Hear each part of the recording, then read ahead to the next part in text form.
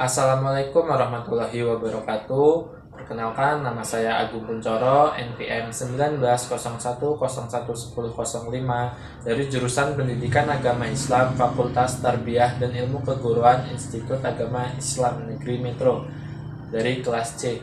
Jadi, pada kali ini saya akan memberikan penjelasan mengenai pernikahan. Istilah pernikahan berasal dari kata nikah yang menurut bahasa artinya adalah mengumpulkan, saling memasukkan, dan digunakan untuk arti bersetubuh. Pernikahan dapat disebut juga perkawinan. Dalam bahasa Indonesia, perkawinan berasal dari kata kawin yang artinya membentuk keluarga dengan lawan jenis, melakukan hubungan kelamin atau bersetubuh. Pernikahan merupakan salah satu asas pokok hidup yang utama dalam pergaulan atau masyarakat yang sempurna. Pernikahan juga merupakan salah satu jalan yang sangat mulia untuk mengatur kehidupan rumah tangga dan juga keturunan. Hukum pernikahan yaitu jaiz atau diperbolehkan. Pernikahan adalah suatu perbuatan yang diperintahkan oleh Allah Subhanahu wa taala dan juga dianjurkan oleh Rasulullah Shallallahu alaihi wasallam. Banyak ayat-ayat di dalam Al-Quran dan juga hadis yang menunjukkan bahwa pernikahan itu sangat dianjurkan dalam Islam. Di dalam Al-Quran terdapat 23 ayat yang membahas mengenai pernikahan. Salah satunya terdapat dalam surat Ar-Rum ayat 21 yang artinya, dan diantara tanda-tanda kekuasaannya ialah dia menciptakan untukmu istri-istri dari jenismu sendiri, supaya kamu cenderung dan merasa tentram kepadanya, dan dijadikannya di antara kamu rasa kasih dan sayang. Sesungguhnya yang demikian itu benar-benar terdapat tanda-tanda bagi kaum yang berfikir. Pertalian pernikahan merupakan pertalian seteguh-teguhnya dalam kehidupan, bukan saja antara suami istri dan juga keturunannya, melainkan juga antara dua belah pihak keluarga. Sebab baik pergaulan antara suami dengan istrinya, sikap saling kasih mengasihi, kebaikan tersebut akan berpindah kepada semua keluarga dari kedua belah pihak, sehingga nantinya mereka dapat menjadi satu dalam segala urusan tolong-menolong dalam menjalankan kebaikan dan menjaga segala kejahatan. Selain itu juga, pernikahan dapat membuat seseorang terpelihara dari keganasan hawa nafsunya. Manfaat terbesar dalam pernikahan adalah untuk menjaga dan memelihara perempuan yang sifatnya itu lemah dari kebinasaan. Sebab apa? Sebab dengan pernikahan, nafkahnya menjadi tanggung jawab dari suaminya. Selain itu juga, pernikahan juga berguna untuk memelihara kerukunan anak cucu. Pernikahan juga dipandang sebagai salah satu kemaslahatan umum. Sebab dengan pernikahan, manusia dapat mengalahkan sifat kebinatangannya, yang mana sifat tersebut dapat menimbulkan perselisihan, bencana, serta permusuhan antara sesama manusia, yang mungkin juga sampai menimbulkan pembunuhan yang maha hebat. Di dalam pernikahan terdapat konsep peminangan dan kafaah. Peminangan atau khitbah merupakan penyampaian kehendak untuk menikahi seseorang yang telah dipilih atau ditentukan. Kata khitbah sendiri berasal dari bahasa Arab yang artinya penyampaian kehendak untuk melangsungkan ikatan pernikahan. Khitbah diartikan dengan suatu langkah pendahuluan untuk melangsungkan pernikahan. Ulama fikih mendefinisikannya dengan menyatakan keinginan pihak laki-laki kepada pihak wanita tertentu untuk dikawininya, dan pihak wanita menyebarluaskan berita peminangan ini. Peminangan ialah kegiatan atau upaya ke arah terjadinya hubungan perjodohan antara seorang pria dan seorang wanita. Peminangan itu disyariatkan dalam suatu perkawinan yang waktu pelaksanaannya diadakan sebelum berlangsungnya akad nikah. Keadaan ini pun telah membudaya di tengah masyarakat dan dilaksanakan sesuai dengan tradisi masyarakat setempat. Syariat menetapkan aturan-aturan tertentu dalam peminangan ini. Dalam tradisi Islam, sebagaimana disebutkan dalam hadis Nabi yang mengajukan peminangan dari pihak laki-laki itu sendiri yang datang ke pihak perempuan untuk menyampaikan pinangannya, atau mengutus perempuan yang dipercaya untuk melakukannya, sedangkan pihak perempuan berada dalam status orang yang menerima pinangan. Dalam Al-Quran dan hadis Nabi, banyak yang membicarakan perihal peminangan ini, namun tidak ditemukan secara jelas dan terarah adanya perintah atau larangan melakukan peminangan, sebagaimana perintah mengadakan perkawinan dengan kalimat yang jelas, baik itu dalam Al-Quran maupun dalam hadis Nabi. Oleh karena itu, dalam menetapkan hukumnya tidak terdapat pendapat ulama yang mewajibkannya, dalam arti hukumnya adalah mubah. Namun, Ibnu Rashid dalam Bidayat Al-Mujtahid yang menukilkan pendapat dari Daud Al-Zahiri yang mengatakan hukumnya adalah wajib. Ulama ini mendasarkan pendapatnya tersebut kepada perbuatan dan tradisi yang dilakukan oleh Nabi Muhammad SAW dalam peminangan. Dalam buku Muhammad Ali, yang mana beliau mengutip pada buku Abdul Aziz Muhammad Azam dan Abdul Wahab Sayyid Hawas, dalam peminangan terdapat 2 syarat yang harus dipenuhi, yakni yang pertama, seorang wanita yang baik diakad nikahi, dan yang kedua, wanita yang belum terpinang. Dalam buku tersebut, seorang wanita yang baik diakad nikahi nantinya dapat menyempurnakan akad nikah sehingga dapat mencapai pernikahan, sebab peminangan merupakan sarana atau wasilah untuk mencapai pernikahan. Kemudian syarat khitbah yang kedua, yakni seorang wanita yang belum terpinang oleh orang lain, maka boleh untuk dipinang. Dari kedua syarat tersebut dapat kita pahami bahwa khitbah yang diperbolehkan adalah khitbah yang mempunyai kedua syarat tersebut. Sementara itu juga terdapat khitbah yang diharamkan apabila tidak memenuhi kedua syarat tersebut. Khitbah yang diharamkan antara lain seperti haram meminang seorang wanita dalam masa iddah dan meminang seorang wanita yang masih dalam tunangan orang lain. Kemudian yang selanjutnya adalah kafa'ah. Kafa'ah dalam perkawinan adalah persesuaian keadaan antara si suami dengan perempuannya atau sama kedudukannya.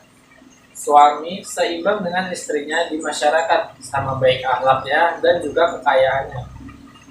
Persamaan kedudukan antara suami dan istri akan membawa ke arah rumah tangga yang sejahtera, terhindar dari ketidakberuntungan. Hal ini merupakan gambaran yang diberikan oleh kebanyakan ahli fikih tentang kafa'ah. Islam sendiri tidak membuat aturan tentang kafa'ah, maka dari itulah pembicaraan mengenai kafa'ah ini menjadi pembicaraan di kalangan ulama. Karena apa? Karena tidak ada dalil yang mengaturnya dengan jelas dan spesifik, baik itu di dalam Al-Quran maupun hadis. Dengan begitu, wajar apabila beberapa ulama berbeda pendapat tentang hukum kafa'ah dan pelaksanaannya. Perbedaan pendapat ulama tentang hukum kafa'ah dan pelaksanaannya ini berefek domino pada kontradiksi mengenai kedudukan kafa'ah dalam pernikahan itu sendiri. Jumhur ulama termasuk Malikiyah, Syafi'iyah, Hanafiyah, dan satu riwayat dari Imam Ahmad berpendapat bahwa kafa'ah itu tidak termasuk syarat pernikahan, sehingga pernikahan antara orang yang tidak sepupu akan tetap dianggap memiliki legalitas hukum atau sah. Kemudian pembahasan yang selanjutnya adalah mengenai syarat dan hukum pernikahan. Dalam memahami tentang rukun pernikahan ini, ada beberapa buku dan pendapat yang mengutarakan dan menguraikan dengan susunan yang berbeda, tetapi tetap sama pada intinya. Pernikahan yang di dalamnya terdapat akad nikah, layaknya akad-akad lain yang memerlukan adanya persetujuan dari kedua belah pihak yang mengadakan akad. Jumhur ulama sepakat bahwa rukun pernikahan terdiri atas adanya calon suami dan istri yang akan melakukan perkawinan. Yang kedua, adanya wali dari pihak calon pengantin wanita. Yang ketiga, adanya 2 orang saksi. Yang keempat, sihhat akad nikah, yaitu ijab kabul yang diucapkan oleh wali atau wakil dari pihak wanita dan dijawab oleh calon pengantin laki-laki. Kemudian, syarat pernikahan adalah syarat bertalian dengan rukun-rukun perkawinan, yaitu syarat-syarat bagi calon mempelai, wali, saksi, dan ijab kabul. Syarat perkawinan merupakan dasar bagi sahnya perkawinan. Apabila syarat-syarat terpenuhi, maka perkawinan itu dianggap sah dan menimbulkan adanya segala hak dan kewajiban sebagai suami istri. Syariat Islam menentukan beberapa syarat yang harus dipenuhi oleh kedua calon mempelai yang sesuai dan berdasarkan ijtihad para ulama. Di antaranya syarat bagi calon suami, syarat bagi calon istri, syarat bagi wali, syarat ijab kabul, dan syarat bagi saksi. Kemudian pembahasan yang selanjutnya adalah mengenai akad nikah dalam Islam. Akad nikah merupakan perjanjian yang berlangsung antara dua belah pihak yang melangsungkan pernikahan dalam bentuk ijab dan kabul. Ijab merupakan penyerahan dari pihak pertama atau pihak mempelai wanita, sedangkan kabul merupakan penerimaan dari pihak kedua atau mempelai pria. Dengan adanya akad nikah ini, maka hubungan antara dua insan yang sudah bersepakat untuk hidup berumah tangga diresmikan di hadapan manusia dan juga Allah Subhanahu wa Ta'ala. Ada 5 hal yang harus diperhatikan ketika pelaksanaan akad nikah dalam Islam. Yang pertama, harus jauh dari pelanggaran-pelanggaran agama. Kemudian yang kedua, harus adanya wali untuk mempelai perempuan. Yang ketiga, harus adanya mahar. Mahar yang paling baik adalah mahar yang tidak memberatkan. Yang keempat, adanya 2 orang saksi. Dan yang kelima, disebarkannya undangan. Untuk apa disebarkannya undangan? Supaya semua orang tahu bahwa telah terjadinya pernikahan. Kemudian pembahasan yang selanjutnya adalah mengenai wali dan saksi dalam pernikahan. Wali dalam pernikahan adalah seseorang yang bertindak atas nama mempelai perempuan dalam suatu akad nikah. Jumhur ulama berpendapat bahwa keberadaan seorang wali dalam akad nikah adalah wajib atau harus ada. Suatu akad pernikahan yang tidak ada walinya, maka akad pernikahan tersebut dianggap tidak sah. Urutan seseorang yang dapat menjadi wali bagi mempelai wanita singkatnya adalah: yang pertama, ayahnya, seterusnya ke atas. Yang kedua, saudara laki-laki ke bawah. Kemudian yang ketiga, saudara laki-laki ayah ke bawah. Sementara itu, ada beberapa syarat yang harus dipenuhi oleh seorang wali. Yang pertama, sudah balik. Seorang wali haruslah sudah balik, bisa membedakan mana yang hak dan mana yang batil. Kemudian yang kedua, seorang laki-laki. Yang ketiga, haruslah merdeka. Seorang wali bukanlah hamba sahaya. Yang keempat, sama agamanya. Maksudnya apa? Seorang wali agamanya harus sama dengan pengantin yang melangsungkan pernikahan. Yang kelima, bisa melihat dan menilai. Seorang wali harus bisa melihat dan menilai siapa yang akan menikahi anaknya, apakah ia laki-laki yang baik ataupun bukan. Kemudian yang terakhir, seorang wali bukan orang fasik yang bisa diterima persaksiannya, karena jika wali tersebut fasik, maka kesaksiannya akan hilang. Kemudian yang selanjutnya adalah saksi. Jumhur ulama sepakat bahwa keberadaan saksi sangatlah penting dalam pernikahan. Apabila tidak ada saksi dalam pernikahan, maka hukum pernikahan tersebut menjadi tidak sah, sebab saksi merupakan salah satu syarat sah suatu pernikahan. Ada syarat-syarat saksi yang harus dipenuhi, diantaranya: 1. Beragama Islam, 2. Sudah balik, 3. Merdeka, 4. Adil, 5. Berakal sehat, dan 6. Minimal 2 orang laki-laki. Selanjutnya adalah mengenai kedudukan dan jenis mahar dalam pernikahan. Pada umumnya, mahar dapat berupa barang ataupun uang. Namun, syariat Islam memungkinkan dalam bentuk jasa melakukan sesuatu. Mengenai besarnya mahar, para fuqaha telah sepakat bahwa nilai mahar itu tidak ada batas tertinggi.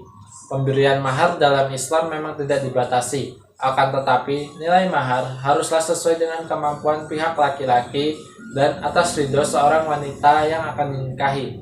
Rasulullah Shallallahu Alaihi Wasallam bersabda yang artinya, sebaik-baiknya mahar adalah yang tidak memberatkan. Mahar pernikahan boleh dibayar tunai dan juga boleh dibayar secara bertahap atau tidak tunai. Ibnu Qudamah mengatakan bahwasanya mahar boleh disegerakan, boleh juga ditunda. Boleh juga sebagian disegerakan dan sebagian ditunda. Karena mahar termasuk bayaran dalam akad muwaddah atau imbal balik, sehingga boleh disegerakan atau ditunda seperti harga. Pembahasan yang terakhir adalah mengenai poligami.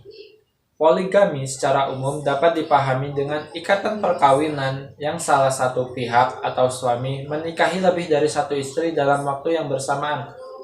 Maksudnya, bukan saat ijab kabul, melainkan dalam menjalani hidup berkeluarga. Banyak orang berpendapat bahwa hukum poligami dalam Islam adalah sunnah. Namun, apabila dilihat dari sisi hukum, umumnya para ulama berpendapat bahwa hukum poligami sesungguhnya bukanlah sunnah, melainkan mubah atau boleh. Walaupun demikian, poligami tentulah bukan sesuatu yang bisa dilakukan oleh siapa saja. Ketika hendak melakukan poligami, seorang laki-laki seharusnya bercermin terlebih dahulu apakah dia telah memenuhi syarat untuk melakukan poligami atau belum. Selain itu, laki-laki yang ingin berpoligami juga haruslah mendapatkan izin dari istri pertamanya. Ada beberapa syarat yang harus dipenuhi seseorang yang ingin melakukan poligami. Di antaranya, mampu berlaku adil. Kemudian, jumlah istri itu dibatasi minimal 4 orang. Yang ketiga, mampu memberikan nafkah lahir dan batin untuk semua istrinya. Kemudian yang keempat, niatnya semata-mata untuk beribadah kepada Allah Subhanahu wa taala. Yang kelima, dilarang menikahi dua wanita yang bersaudara. Dan yang keenam, mampu menjaga kehormatan para istri-istrinya. Itulah tadi penjelasan dari saya mengenai pernikahan.